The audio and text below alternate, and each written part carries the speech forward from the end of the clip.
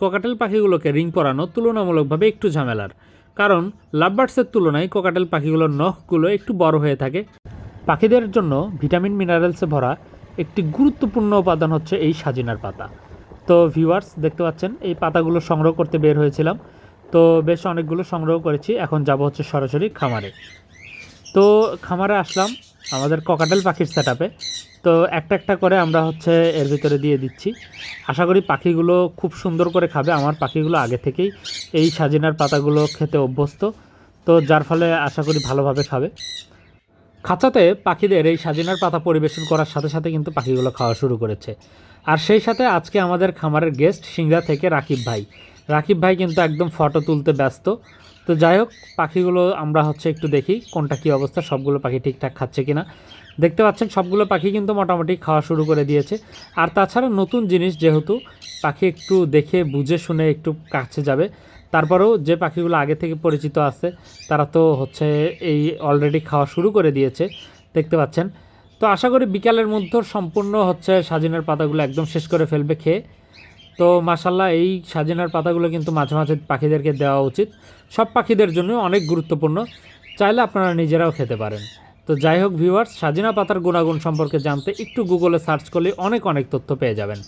তো রাকিব ভাই কিন্তু আসছে ককাটেলের টেম সাইজ বাচ্চা নেওয়ার জন্য। তো রাকিব ভাইয়ের জন্য কোন ককাটেলগুলোর টেম সাইজ বাচ্চা আছে আমাদের কাছে সেটা কিন্তু আপনাদেরকে দেখাবো।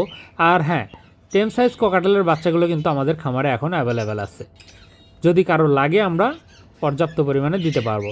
তো এখানে দেখতে পাচ্ছেন দুইটা ভিপাইড কোকাটেল, একটা হোয়াইট ফেস ভিপাইড আর একটা হচ্ছে ইয়েলো ফেস ভিপাইড। তো এখান থেকে এই ইয়েলো ফেস ভিপাইডটা হচ্ছে আমরা রাকিব ভাইকে দিব।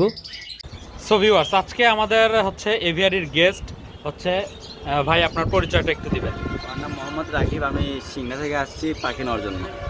সো রাকিব ভাই আসছে হচ্ছে সিংড়া থেকে, অনেক দূর থেকে হচ্ছে সকাল সকাল আসছে একটা ছোট্ট টেম সাইজ বাচ্চার জন্য। তো রাকিব ভাইকে তো অবশ্যই অনেক অনেক স্বাগতম বারবার আমাদের হচ্ছে এভিয়ারিতে। তো তার পাখিটাকে হচ্ছে বেশ অনেক কয়েকদিন আগে উনি আমাদের কাছ থেকে পাখি বুকিং দিয়েছিলেন এবং হচ্ছে এই পাখিটা ওনার পছন্দের ছিল। তো পাখিটাকে একটা ছোট্ট রিং পরায় দিব, আর হচ্ছে পাখিটা আজকে ভাইয়াকে হচ্ছে আমরা ডেলিভারি দিব। দেন তার সাথে হচ্ছে আমরা চেষ্টা করবো আমাদের আরেকটা এভিয়ারিতে যাওয়ার। সো ভিউয়ার্স, ককাটেল পাখিগুলোকে রিং পরানো তুলনামূলকভাবে একটু ঝামেলার, কারণ লাভবার্ডসের তুলনায় ককাটেল পাখিগুলোর নখগুলো একটু বড় হয়ে থাকে, যার ফলে একটু কষ্ট করে হচ্ছে রিংগুলো পরাতে হয়। তো দেখতে পাচ্ছেন, যেহেতু আমরা আগেও অনেকবার পাখিকে রিং পরিয়েছি, আশা করি খুব একটা কষ্টকর হবে না। সো ফাইনালি রিং পরানো হয়ে গেছে আলহামদুলিল্লাহ।